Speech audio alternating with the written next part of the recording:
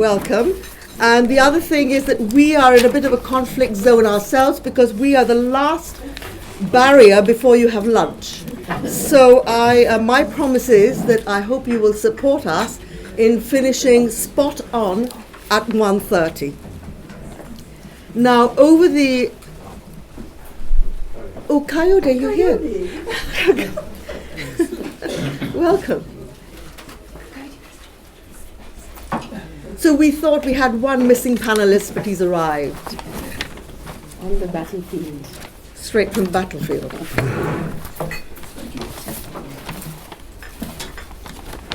Now, as you heard over the since yesterday, we've covered a dizzying array of subjects, different areas, specialisms, and I don't know what you think, but one of the things that struck me is that with the internet, with social media, we've now entered unknown terrain where really it's becoming a bit of a free-for-all, especially since my colleague Cheryl was just raising just now, saying, actually have we lost track of who is a journalist now anymore? And that means that anybody who now has a strong opinion can, express their views in a blog, and then you're a journalist. But then if you say something that's dangerous, others people have mentioned, then you could just suddenly have hell open up, and you could be in the forefront of attacks and all sorts of threats, and you've had no training, you've got no organization to protect you. And again, I think what we'll hear in the course of the discussion is there is no sense of solidarity amongst a lot of, say, freelance journalists or people who are working on their own. So there's a lot to come. So at the moment, I will just say very, very briefly that the panelists, we have on my right Nupur Basu, who is, I won't go through all the details because she got so many awards and done so much, but basically she's an award-winning television journalist, a documentary filmmaker, but she's also written and spoken a lot about the issue of media freedom. And then we're just going to have Guy Berger on our left, who is going to set us all off. He is Director of Information at UNESCO. And as we've heard in the course, that there needs to be partnership, alliances, and UNESCO has a program for the safety of journalists. So he can talk mainly about that as well, and his overview of the conference so far. Jonathan Grun will talk about the British media landscape. Peter Wickham on my left will talk about the challenges facing the Caribbean.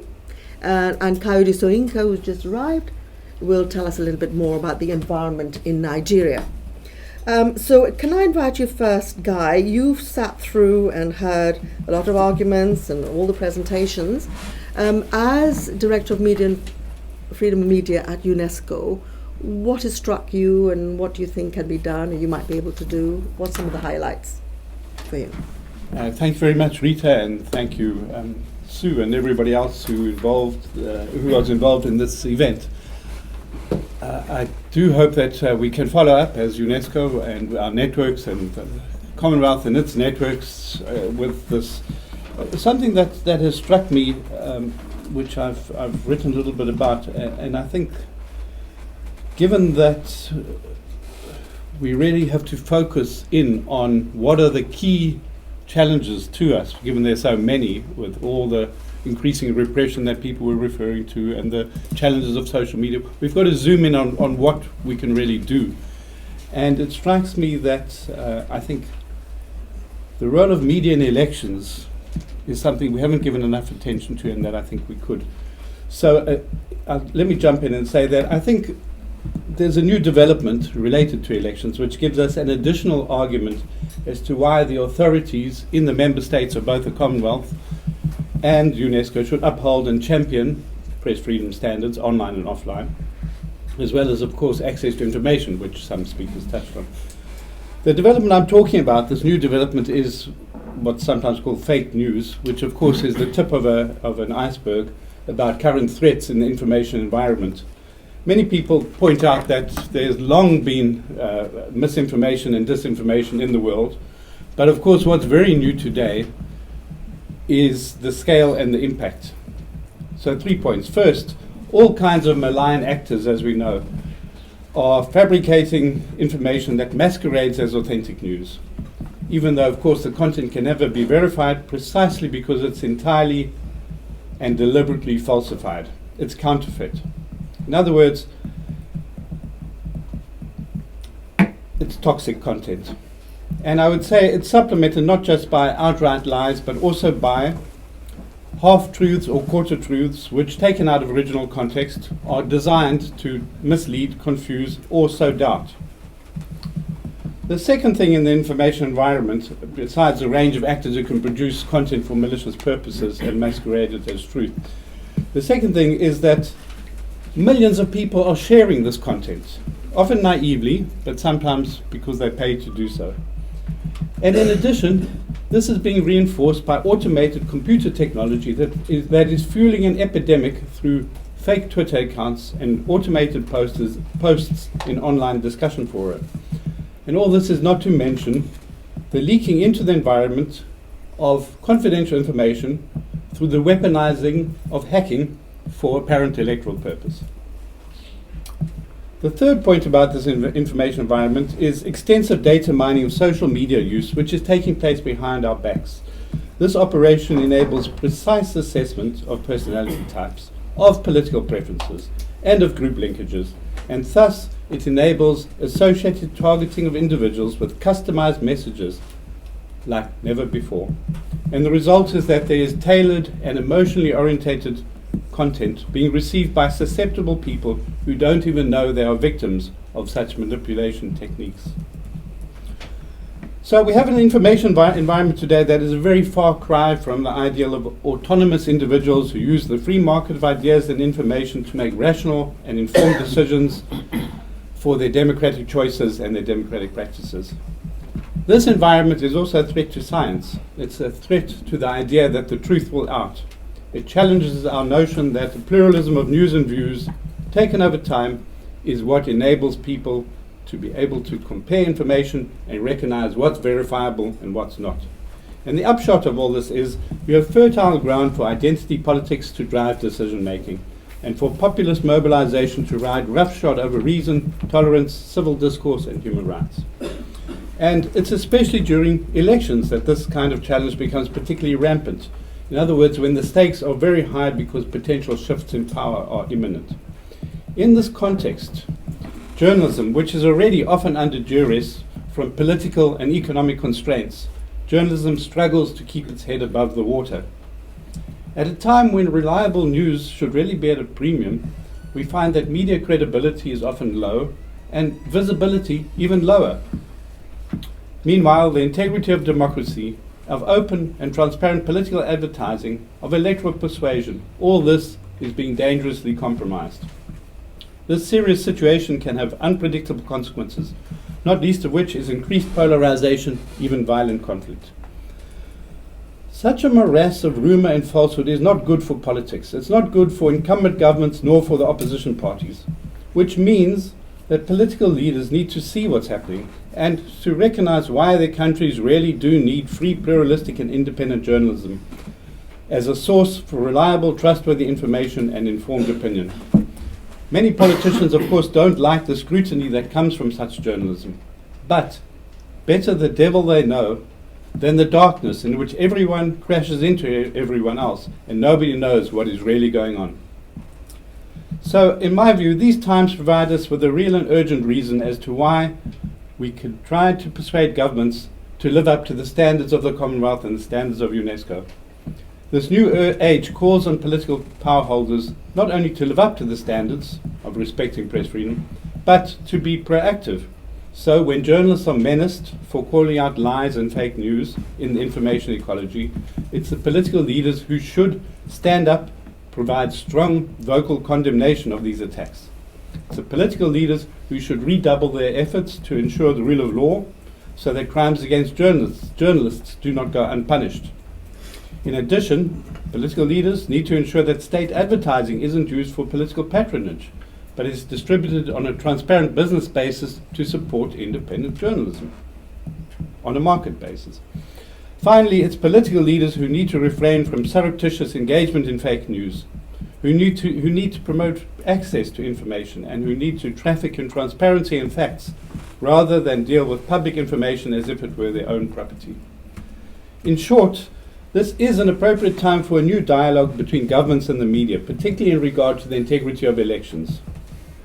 This is an area in which the Commonwealth and its allies, its associated institutions, the Commonwealth has long played a valuable role, and many Commonwealth countries will have polls in the next 2 years.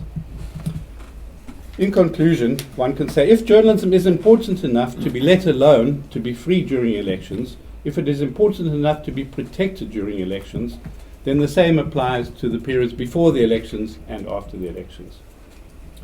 So these contemporary challenges provide a window of opportunity for both UNESCO and for the Commonwealth.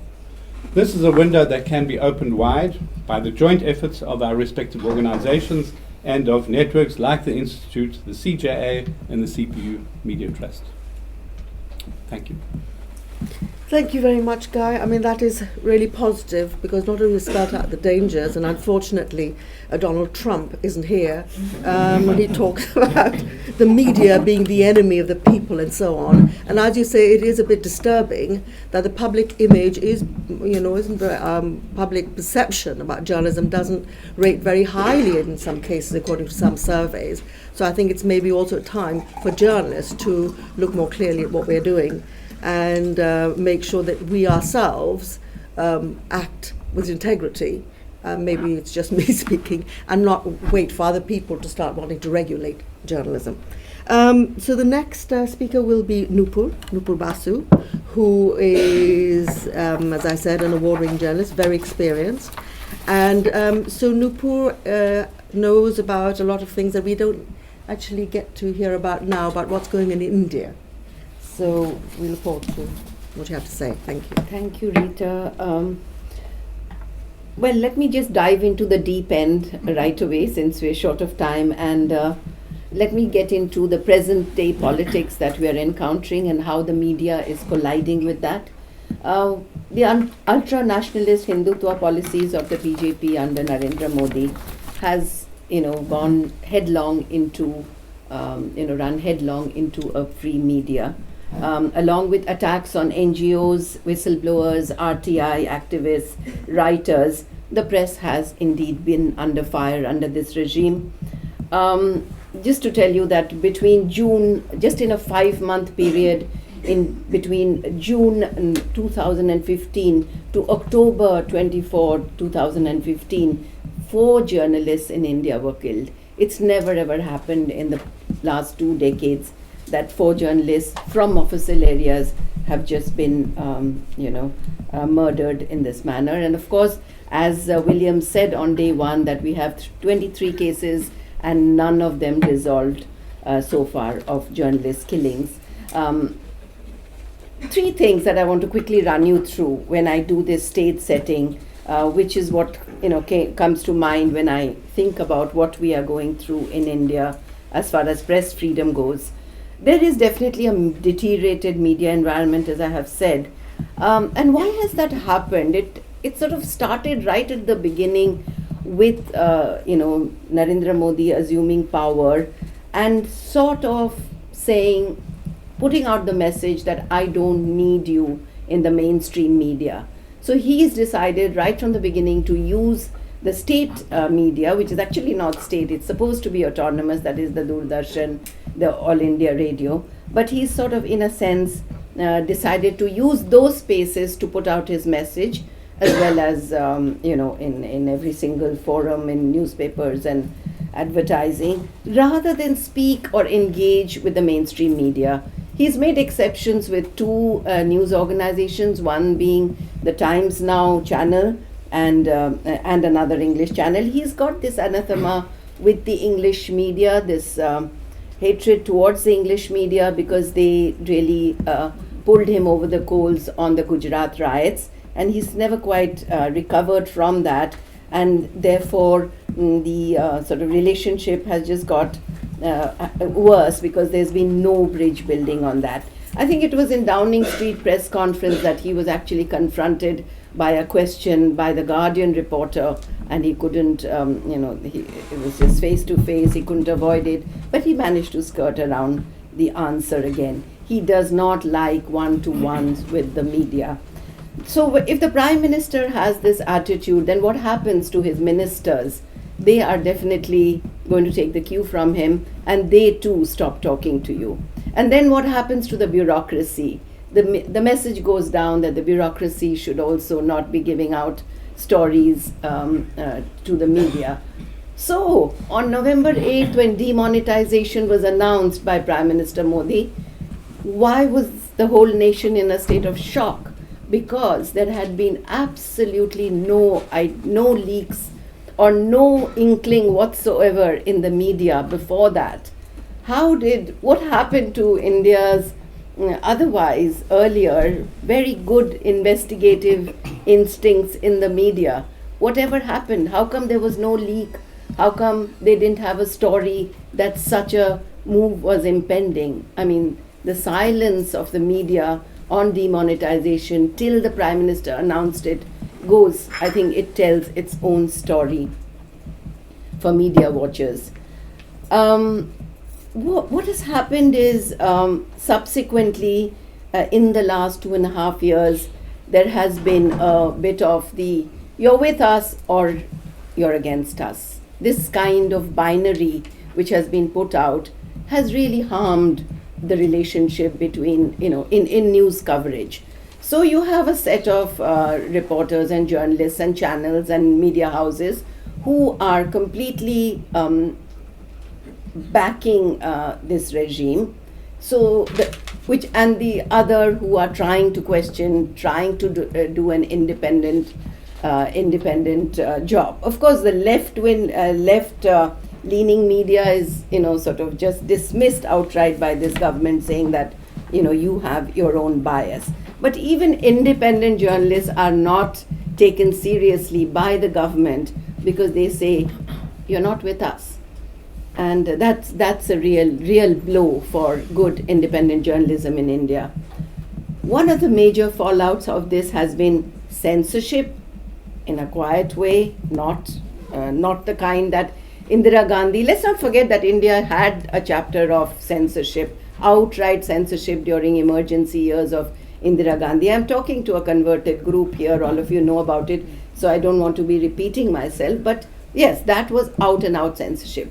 Right now we don't have that kind of censorship, but there is a quiet censorship that is happening in a way through self-censorship, which I think all of us as journalists will agree is even more dangerous, where journalists start censoring themselves before they put out their copy, saying will it be liked by the powers that be or not, and not just be devoted to truth telling as it is.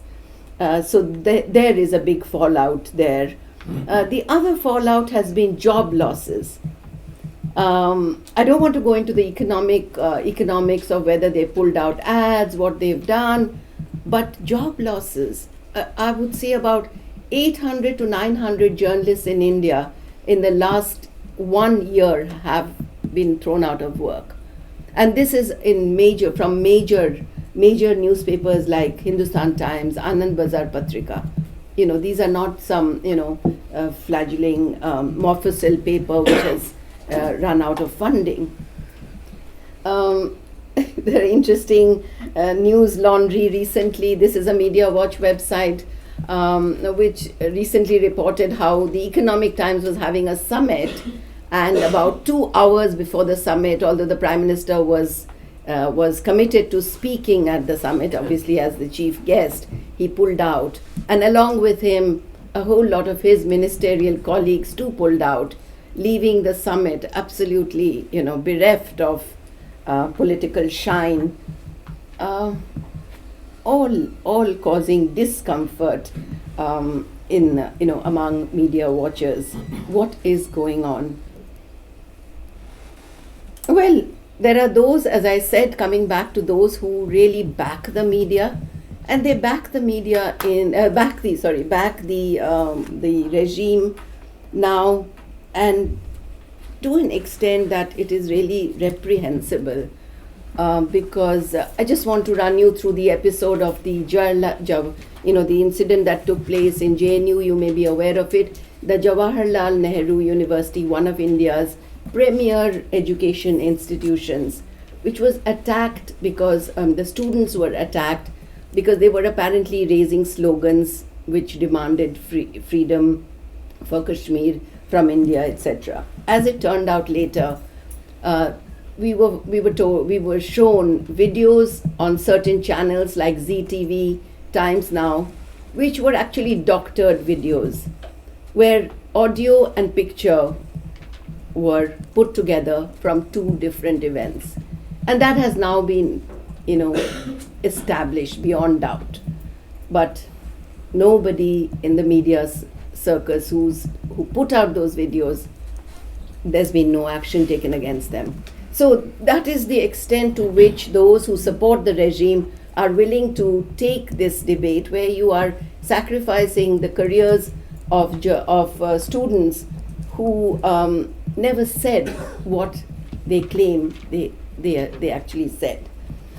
Just one incident to just show this hyper-nationalism which is playing out, and if you are not with it, then you are against it, and therefore this binary. I think I was quite amused and understood that analogy which our speaker from Bangladesh talked about, Occupy Press Club. There's one set of opposition journalists standing outside and another set inside. We are in that kind of binary. And what is that doing for media solidarity? Recently, during again the JNU episode, journalists in Delhi, these former official journalists who were killed were from official areas, in the ones I mentioned earlier in 2015. But in Delhi, where Supreme Court is watching, where the Parliament is watching, journalists, senior journalists from different channels, newspapers, were beaten up again when they came to cover the JNU students' rally. They were beaten up by lawyers, and it was there for everybody to see. After that, we said, will there be solidarity now? Will they come out on the streets, or are they going to be divided? And I'm happy to report to you that after that attack, journalists did band together again across the board and come together on the streets and rallied and ensured that, so there is hope despite the divisions, but the polarization is getting very, very uncomfortable. Recently, a woman journalist from Quint, this is another digital media space, Poonam Agarwal, there are other forms of intimidation which I just want to slip into now, had the Official Secrets Act slapped on her by the Indian Army. And she was also charged with abetment to suicide. She had done a sting video on this whole, the buddy system which the British left behind in the Indian Army. And she said, do these guys, the Sahayaks, still hang up your underwear to dry? And so she had interviewed 5 Jawans, and it was a sting operation. And the courts, the police made her give out her source, who happened to be a Kargil veteran. And one of the Jawans was found dead. We will not say committed suicide because we don't know. And so therefore they put a charge of abetment to suicide on her. So just to tell you that, these are the kind of, she's of course filed a counter charge against a colonel saying, why did you not let the family of Roy Matthew file a missing complaint when, why did you prevent the missing complaint when later, 4 days later, he was found dead? So journalists are fighting back. Intimidation of women journalists too is on the rise. Neha Dikshit, who recently won the Chameli, one of the prestigious women journalists award in India, made a very, very moving speech at the award ceremony, and she talked about her story in the Outlook, Operation Baby Lift, where she had written about 31 tribal children who had from aged between 3 and 11 who'd been brought from Assam and taken to Gujarat and Punjab for trafficking by some RSS outfits. And the editor was dismissed after her story, She was trolled, and there were cases against her. She was trolled with, what women are trolled with, that they will be raped, and it is described how they will be raped, and their children will, or their families will be attacked. You know how the narrative has been as far as trolls go for women journalists. Malini Subramaniam, another woman journalist, was hounded out of Bastar, where she was reporting again on tribal issues, and a film that I have just finished doing, it's called Velvet Revolution, on the women journalists and how they are speaking truth to power. Malini features in that, and I hope that I'll be able to share it with you all sometime soon. Recently, this whole thing of the Naxalite, that if you are with the poor, you are a Naxalite. This whole binary again has become a real albatross around our neck. We cannot report on a poor in an empathetic way, because then we are left-leaning ultra Naxalites. So you have a journalist on March 9th, this month, Prashant Rahi, who's been given a life term for reporting again on tribal rights, and he's been called a zonal commander of the Maoist troops. And we all know the kind of writing that Prashant has been doing, and he's now under a life term. And I really hope that CPJ and UNESCO will come to the rescue of these people who are now behind bars. With the UP elections, this government in power has only got more powerful, and we have to see what happens in the future, in the coming days and weeks. I just want to also add that it's not just that the Congress was completely media friendly. I've already talked to you about what happened during the Indira regime, but also Rajiv Gandhi had tried to bring in the defamation bill. We had all gone to the streets with black armbands, and within 1 week we managed to have him roll back on that. So there was no sustained kind of media freedom attack as we are witnessing right now. We mustn't also forget that the artist M.F. Hussain was forced to leave India during the Congress regime. Binayak Sen was incarcerated during the Congress regime. So not to be, they filed 6,000 sedition cases in the Kudankulam nuclear power case, against people who were protesting against nuclear. So governments have been errant. They've always tried to commit the media, but I must say, right now we are in a very, very difficult phase. And just giving all those different examples really brings home to you the threat that the journalists are facing in India. And as Nupur mentioned, Nupur has produced a film on women journalists, and hopefully we'll get a chance to view it at some stage. Our next speaker is Jonathan Grun, who served as editor at the Press Association for 20 years before retiring in 2015. And he's trained in journalism, and he's also secretary to the Editors Code Committee of the Independent Press Standards Organization, and vice chair of the Defense and Security Media Advisory Committee. He has twice been elected president of the Society of Editors and is a freeman of the City of London. Now, what is, I think, especially important to hear from Jonathan is that we get the impression that somehow all the problems are out there, but this media scene in the UK itself isn't all that rosy, as you hear from Jonathan. Thank you very much indeed, and thank you very much indeed for inviting me. And may I start by congratulating the organisers on this conference. I haven't attended one of these before. I found it really fascinating and tremendously insightful.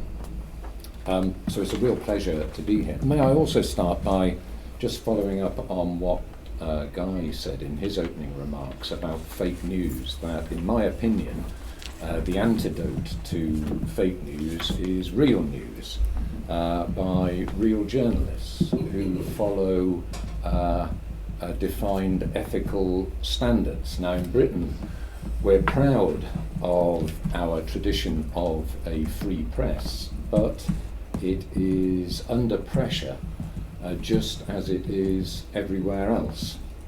So this year I've had the pleasure and privilege of being the chairman of the judges for the British Press Awards, often referred to as the Oscars of British journalism. It's been a real celebration of British journalism.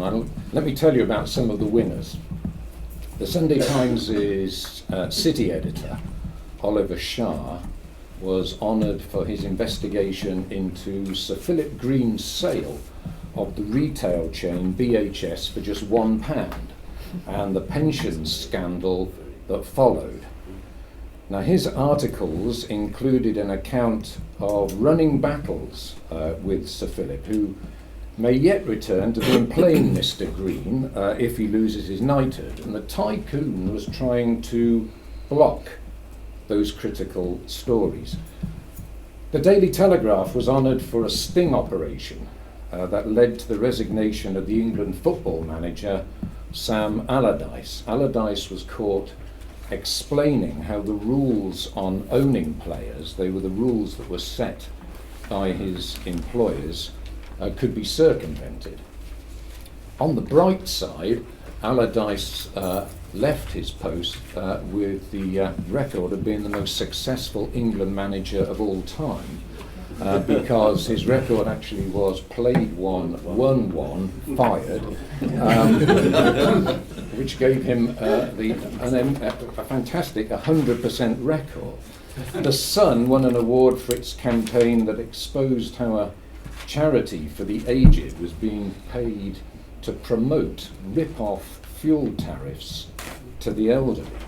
Now, the Daily Mail was named the newspaper of the year because and I can appreciate there must be a lot of Mail readers here, because in the year of Brexit, it was the paper that simply could not be ignored and repeatedly set the agenda. But there was also a prize for the pro-Remain newspaper, the New European, which was intended to be a short-lived pop-up after the referendum, but it is still going strong. So the awards were a celebration of why our newspapers are a force for good in our society. They delighted some, infuriated others, spoke truth to power, campaigned on behalf of their readers, and were a vital part of our national conversation. But while they were doing all that good work, they were also fighting a major threat, a threat that originated from the long shadow cast by the Leveson inquiry. So I'm going to refer briefly to what Guy Black referred to yesterday as the elephant in the room. It is Section 40 of the Crime and Courts Act 2013. If you were here yesterday, you will know that Professor Steve Barnett momentarily channeled the persona of David Attenborough and declared that it was definitely not an elephant, it was a gift horse. And the newspaper industry was very foolishly looking it in the mouth. Well, from my point of view on the elephant-horse continuum, Section 40 is definitely at the elephant end of the spectrum. And in a country that prides itself on a free press, it is a rogue elephant. And the arguments were rehearsed here yesterday, but briefly, after the phone hacking scandal, the press set up a new regulator, IPSO, which I believe is doing a very good job of resolving complaints and also monitoring and raising editorial standards. It has even been used by the royal household because the palace successfully brought a complaint against the Sun for its headline, "The Queen Backs Brexit." In fact, some people said after that that rather than a royal charter, IPSO should be given a royal warrant. But some press campaigners and the government had other ideas, and over late night pizzas, I should have asked Steve what his favourite topping was, they set up a royal charter under which a press regulator should be recognised. So, how do you coerce the free press into membership of a state-recognised regulator? And the answer was Section 40.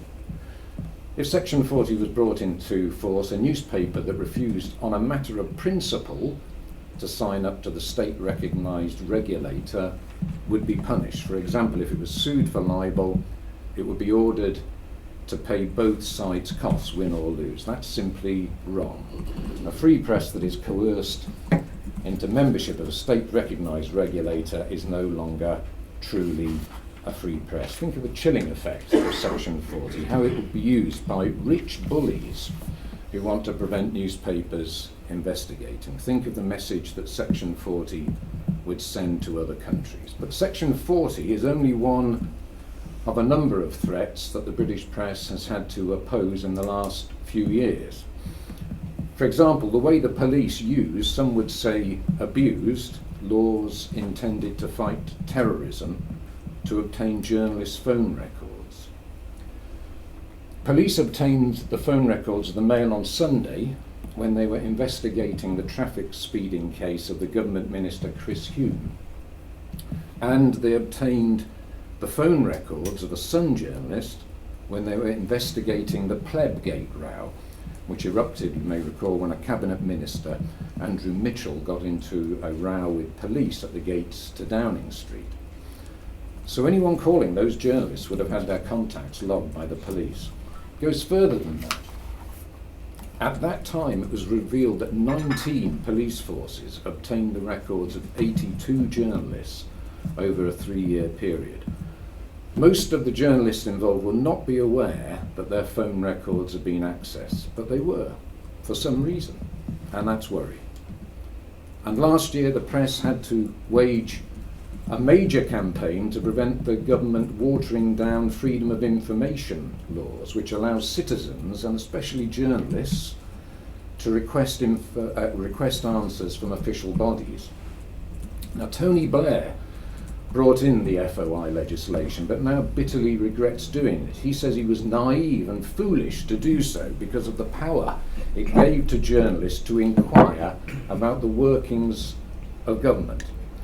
So it was very worrying to find that the government's review team was really a kangaroo court, packed with people who were opposed to freedom of information. Incidentally, it included Michael Howard, the man who was calling for war with Spain last weekend.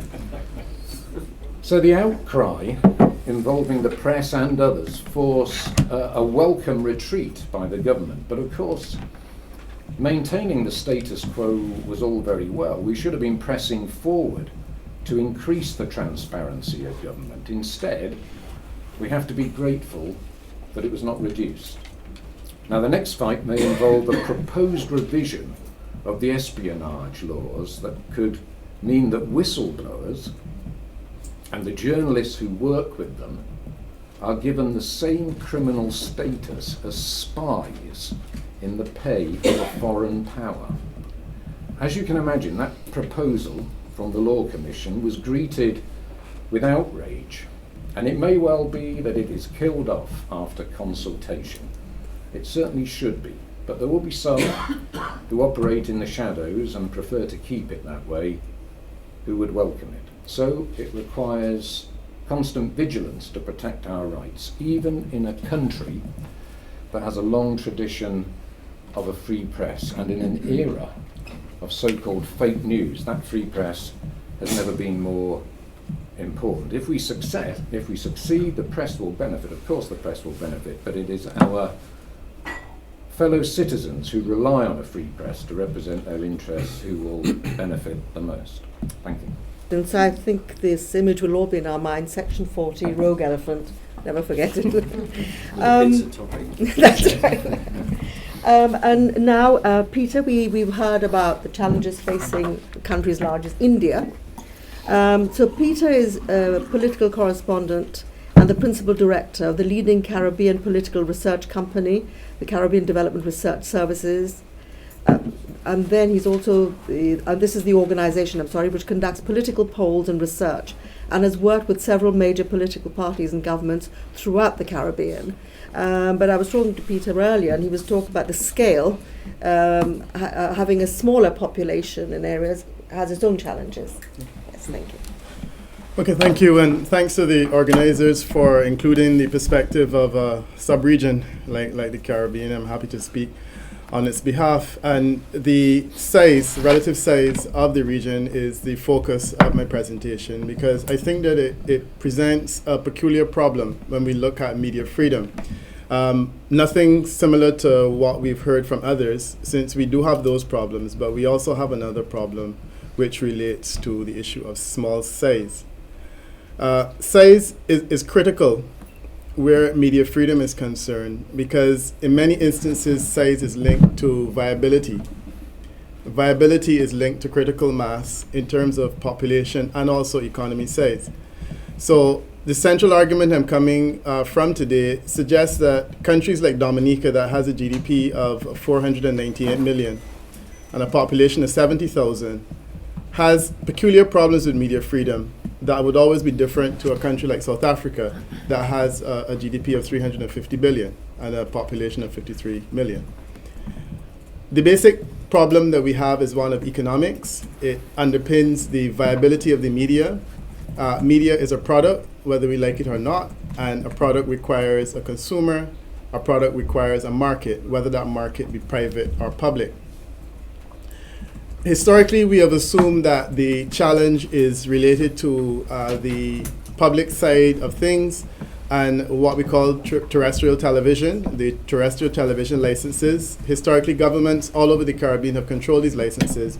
So the assumption is that if we could get a way for government to release these licenses, then the problem would be solved. This has happened in the vast majority of Caribbean territories, large and small. But what we have found is that there's really only a vibrant terrestrial television market in two places, Trinidad and Jamaica. Coincidentally, they have the largest populations and GDP. Trinidad and Tobago, 1.3 million in a population, and GDP 24 billion. While Jamaica has 2.7 million population and a 14 billion US dollar GDP. And those are the only two Caribbean countries that can be said to have a vibrant private terrestrial television market. In Jamaica, government does have an interest in an entity called TVJ, but there's also a private television station that functions. And in Trinidad and Tobago, government owns an entity called CNMG. Right? It also runs a television station, and they do a bit of media as well. There are government broadcasting services that are separate from television broadcasting in both of those places. Trinidad and Tobago probably has the highest, which is directly related to the largest GDP. They have 4 private stations. One was just closed for not paying its license fees. Interestingly enough, that entity was also one that broadcast to the Indo-Trinidadian market. The government has changed. It's now Afro-Trinidadian, and as a result, they discovered that this other entity was not paying license fees, and they've had to close. The situation in Barbados and the OECS is considerably more grim, where government controls terrestrial television entirely or through a partnership. We have an interesting one that occurred in a place in Grenada recently, which is also a microstate. And they have partnered with a private entity to control the terrestrial television market to some extent. The level of control by government is generally high. We do not have complex management structures. Invariably, you have a board that controls the television station. There's nothing like the BBC Board of Governors that operates independently, which means that a government-appointed board will substantially influence what government operatives want to put out there in terms of editorial content. It's not unusual in any of the Caribbean islands for a minister of government to call and ask a person to run a particular story or not run a particular story, or alternatively to take a particular angle. And there's nothing odd or unusual about that type of interference. Outside of Trinidad and Tobago and Jamaica, their local content is almost non-existent. It's very low quality. Trinidad television is about talking heads, and radio has degenerated into a mass of call-in programs. I sit here as a person who on one day of the week actually does a call-in program and rather enjoys it for the most part. But in fairness, it really has degenerated to the point where some of the radio stations that we have in the region are just one call-in program after another. There's no production, there's no investigation. And a lot of the stuff that's put out on these programs, quite frankly, is not really believable, it's not really authentic, and in many cases it doesn't stand up to any kind of journalistic rigor. We have an interesting development now where radio has become so available. It's now cheap. Licenses are issued fairly freely. So we have both government and opposition owning stations. So everyone is owning a radio station. They don't pay royalties in relation to music that's put out. So invariably you own a radio station so you can run a call-in program so you can get the message across. Newscasts are very low. There's no such thing as investigative journalism for which awards can be given. I think the last Barbados Association of Journalists Awards were given based on a human interest story that someone ran because an old lady was put out of her house. But the type of investigative journalism that we may want, we don't see. We draw clips from CNN and BBC, and that's standard because it's available, it's free, and it's of reasonably high quality. I see Debbie Ransom is here. The BBC Caribbean News Service was one of the few shining lights of journalism in the Caribbean, one of the few ways that alternative voices could get the message out. Sadly, that has been taken away from us. So now there's no Debbie Ransom to call on when you want to put an alternative message out. And certainly in St. Kitts, not to deviate too much, where there was a huge challenge of late in relation to government and the opposition that faced a major challenge that ended up in the Privy Council here. The BBC was one of the few entities that was taking the opposition message in an environment that was heavily controlled by government. And sadly, that is gone. We have an entity called the Caribbean Broadcasting Union, which has now become the Caribbean Media Corporation, which was an initiative that was presented by the FES, the Federal Ebert Stiftung, to help solve the problem of Caribbean media. So they created a shared environment, which was given 10 years to pay for itself, and that has essentially now fallen into hard times as well, where it's not working largely because governments are not buying into it because they can't control it, and private entities are also not as excited about it either because the product is not one for which they think that they can make a quick dollar. The CMC now sells wire information to embassies and newspapers who may or may not pay for it, and it's an entity which I also worked for in the past. And they have challenges maintaining good journalists simply because you're paid when the money is available, and when money is available, you're not paid. It's a difficult way to operate. Of course, advertising is challenging because of the same economic issues and the fact that there's no regional mass, there's no regional market to speak to. So we do have some online platforms, and also recently there's been something called WhatsApp news platforms, which have become a lot more popular, where people send out WhatsApp blasts. But again, in many instances, these speak they speak a message in relation to one political party or the other. I did some research, and I should also admit that I'm a pollster by and large who does a bit of media, but that's my primary area of interest. And we did a survey for one client to test the extent to which social media's importance was growing in the Caribbean. And we used Trinidad and Tobago, that was the place it was done. And I just thought it was interesting to mention that the electronic media, television and radio, both in 2012 and 2013 was still the most popular media for persons in Trinidad and Tobago. And social media was number 3, with the newspaper being number 2. Of course, Trinidad is a peculiar environment in that they have newspapers. They have 2 or 3 newspapers. Some of the islands have a weekly newspaper, and it's a weekly newspaper of about 7 or 8 pages, if so much. But social media is still the number 3 of 3 types of media that is chosen. While it has gained in popularity, it hasn't gained in popularity as much as one might think. And the other interesting bit of information I just wanted to let you know in the same survey was we asked people in terms of who you think is the most credible source of information. And the UWI professor or professor at the university was considered the most credible source, while a member of parliament was considered the least credible source. The journalist is number 2. So the journalist is still seen as the second most credible source, and I thought that was useful. So in summary, and I'm gonna wrap up here, the financial environment in which journalists operate has made them vulnerable. We have one of the more insidious practices known as pay for play, in which a journalist can probably earn his entire month's salary by running one positive headline and being paid for it by the right person, like a politician or an intermediary. I think that's one of the more interesting practices that has developed within the mainstream media houses, where instead of running your own media entity, then you do pay for play.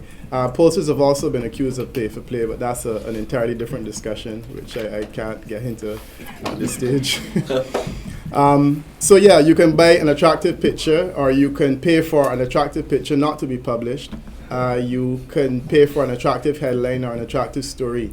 And that's one of the more recent developments in terms of the way that media is influenced because of the small size of the region. So summarily then, the challenge that we face is one of critical mass. The economic environment does not permit a vibrant media to evolve. You have journalists who are sometimes part-time that may be susceptible to influence financially.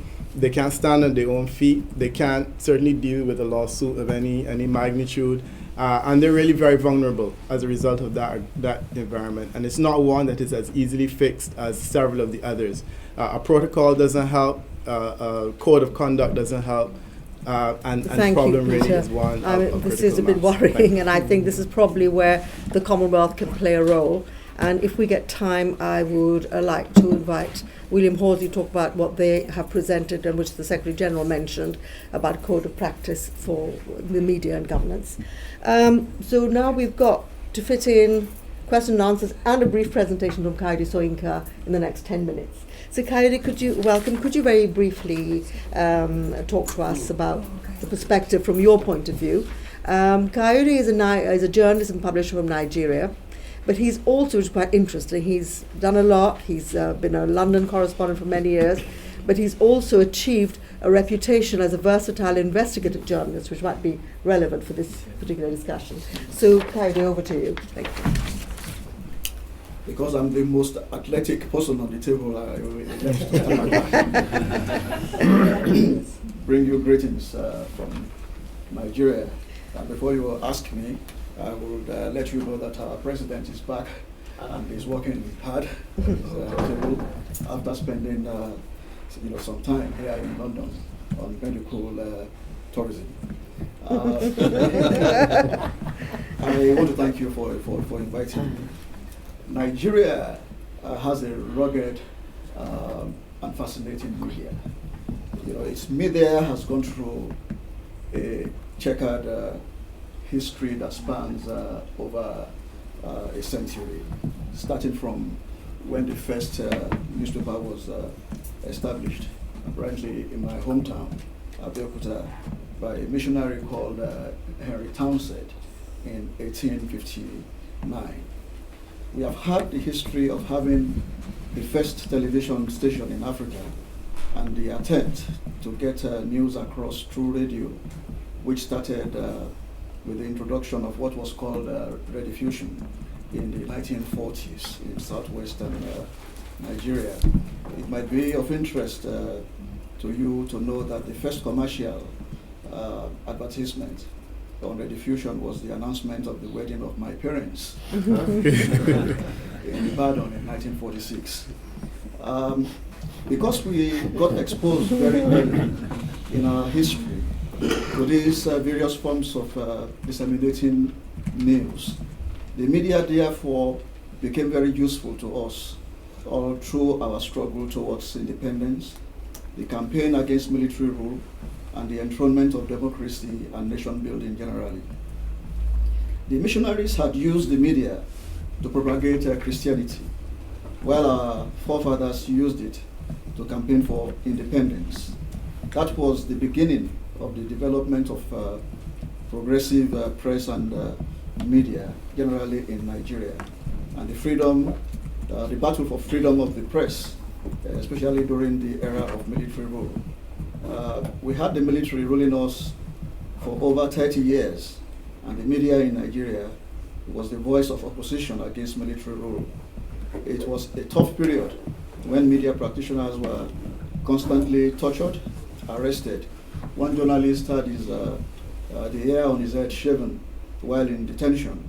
He had criticized General Grun, the military head of state, for having a lavish wedding in Lagos while the Biafra war was going on and people were dying. We had 2 journalists, who were sentenced to jail under the Buhari military regime for publishing the truth. Buhari is the present president of Nigeria, this time democratically elected. But during his first coming as a military head of state, he made publishing even the truth an offense. If that was published, if what was published was considered by the junta to be an embarrassment or to have put the military regime in disrepute, then you have committed a crime. We had our worst experience as media practitioners in the mid-1980s when one of our editors, Delegiwa, was sent a letter bomb which killed him. I, yours truly, was the sole witness and miraculous survivor of the bomb blast. We were sitting together having our breakfast in the study in Lagos. I was London bureau chief here. I just flew into Lagos, for a meeting with the editorial team. We were having breakfast when the letter bomb was delivered. He held it in his hand, he passed it on to me, I returned it to him. He tried to open it and that was it. Unfortunately, he died. I survived. It was a relentless battle of the media, particularly the Nigerian press, that eventually led to the collapse of military rule in Nigeria and gave birth to the nascent democracy that we are enjoying today. To put that achievement in perspective to you, it is very important for you to understand that for the first time in Nigerian history, we have had our democracy running uninterrupted for 18 years. And within those 18 years, we've succeeded in having elections where one democratically elected government passed the baton to a new one. And in the last general election in 2015, another history was made in Nigeria when the incumbent government was defeated and the election and the loser gracefully conceded defeat to the winner from the opposition party, even before the official declaration of results. So in a brief narrative, that's where we are presently, in Nigeria. The media in Nigeria is a progressive, media renowned for its courage. It fought for its freedom through sweat, blood, and tears. Even under the democracy that we are enjoying today, there are still infractions. The military have ruled us by far, too long in our lives.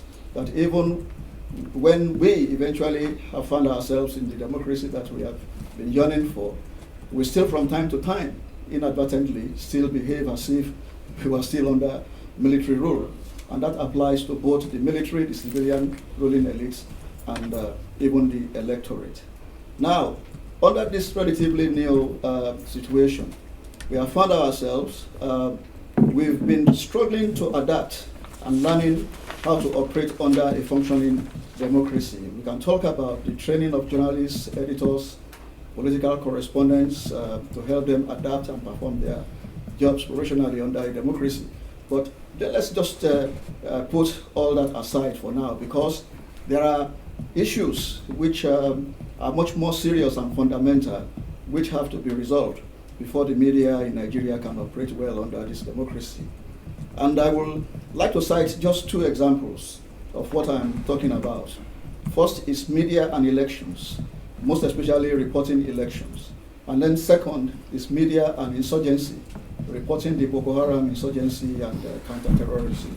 Let's take the media and elections first.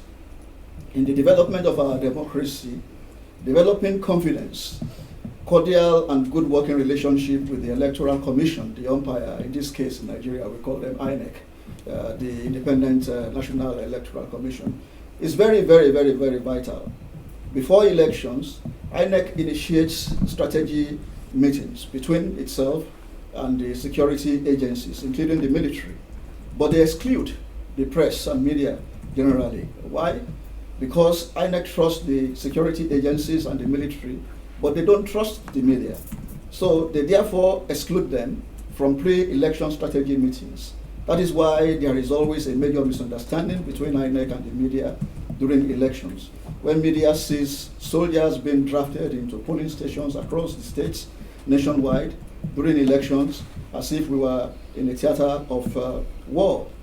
I once had the opportunity to discuss this with a senior INEC communications officer in Abuja and ask him why they find it difficult to forge a good working relationship with the media during elections, knowing from experience that the efforts to cultivate the media is not done during election or months, but months, if not years before elections.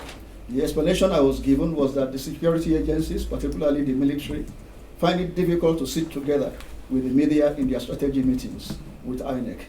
They still don't trust the media. In fact, they consider the media as enemy, not as partner. So how do we solve this problem? There must be a solution to this problem. Otherwise, there will be no end to the numerous conflicts we witness during our elections.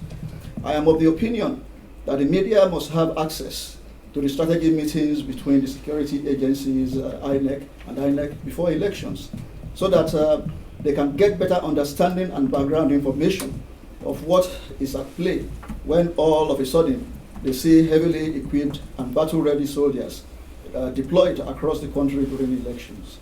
The media must be allowed to make contributions on how to achieve free, transparent, and peaceful elections. Lastly on this, I think there is a need for strategic communications experts to come to the rescue here. There is an urgent need for a retreat to be organized that will bring INEC officials, including resident electoral commissioners stationed across the 36 states of Nigeria, plus the Federal Capital Territory of Abuja, together with the security agencies, including members of the military and the media, together to discuss strategies during elections, and most especially during polling. There is a need for greater understanding and confidence building among these democracy stakeholders. Without that, there will always be suspicion and clashes between the INEC, security agencies, and the media. The Commonwealth is always looking for opportunities to play a positive role and be proactive. This is definitely one example of where it can come in, not waiting until election time and sending down election observers. I am suggesting that the Commonwealth could be instrumental in convening such retreat for a few days among these democracy stakeholders and identify capable resource persons who could make presentations and share their own experiences in their own countries with their Nigerian counterparts.